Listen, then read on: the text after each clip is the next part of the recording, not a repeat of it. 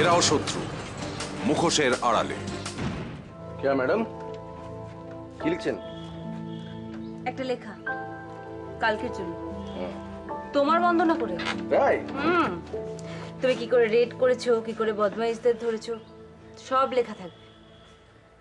অরিজিৎ, এর সঙ্গে যদি তোমার একটা ছবি থাকতো না, ব্যাপারটা পুরো জমে যেত।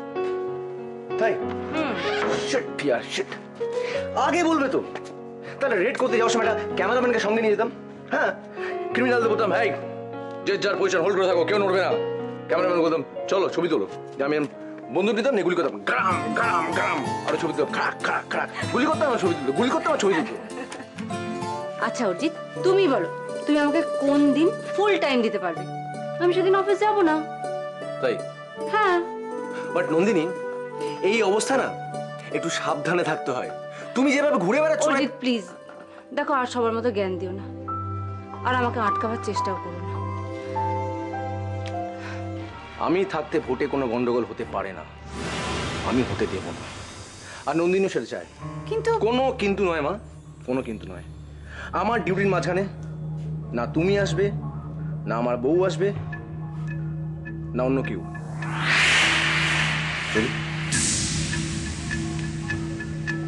তুমি আমার উপরে স্পাইগিরি করছো?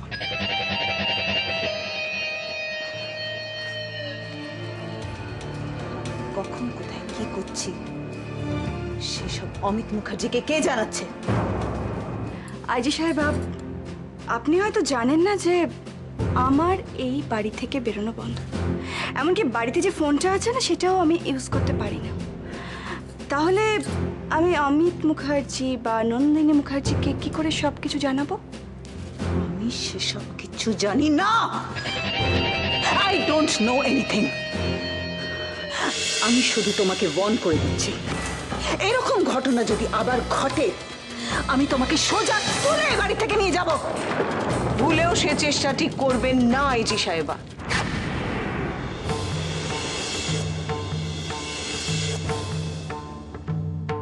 ভুলে যাবেন না আইজি সাহেবা, এটা আপনার থানা নয়, এটা আমার বাড়ি। ঠিক আছে, ঠিক আছে, দেখে নেব কতদিন এই ভাব থাকে। দেখে নেবেন, কিন্তু এখন আপনি এখান থেকে যান। Please go. ওকে ওকে, আমি যাচ্ছি। বাবা, নন্দিনী কোথায় যেন বেরিয়ে গেল। হ্যাঁ, সে কি বাড়ি থেকে বেরিয়ে গেল? কোথায়? আমার সাথে তো সেভাবে কোনো কথা হয়নি, কিন্তু দেখলাম বেশ ব্যস্ত হয়ে বেরিয়ে গেল। Very bad.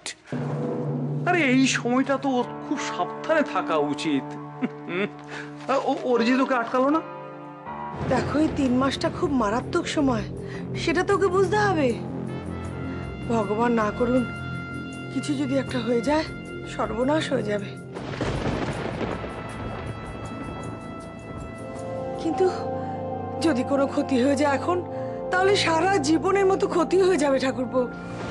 দেখো, অনেক ভোট আসবে যাবে, কিন্তু যদি কোনো ক্ষতি হয়ে যায় এখন, তাহলে সারা জীবনের মতো ক্ষতি হয়ে যাবে ঠাকুরপো।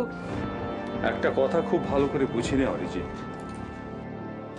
সন্তানের জন্মানোয় তার মায়ের যতটা দায়, সন্তানের বাবার দায় দায়িত্বটা তার চাইতে কোনো অংশে কম নয়।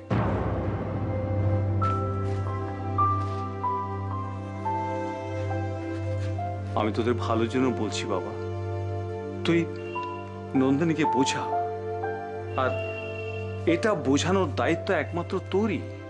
তুই ওকে ভালো করে বোঝা যে এই সময়টাতে বাইরে কাজ করতে যাওয়া বা এই হুটহাট করে বাড়ির বাইরে বেরিয়ে যাওয়াটা একেবারেই উচিত নয়। ঠিক আছে বাবা, আমি চেষ্টা করব। নন্দিনীকে বোঝানোর চেষ্টা আমি করব, দেখি ওকে বোঝাতে পারি কিনা।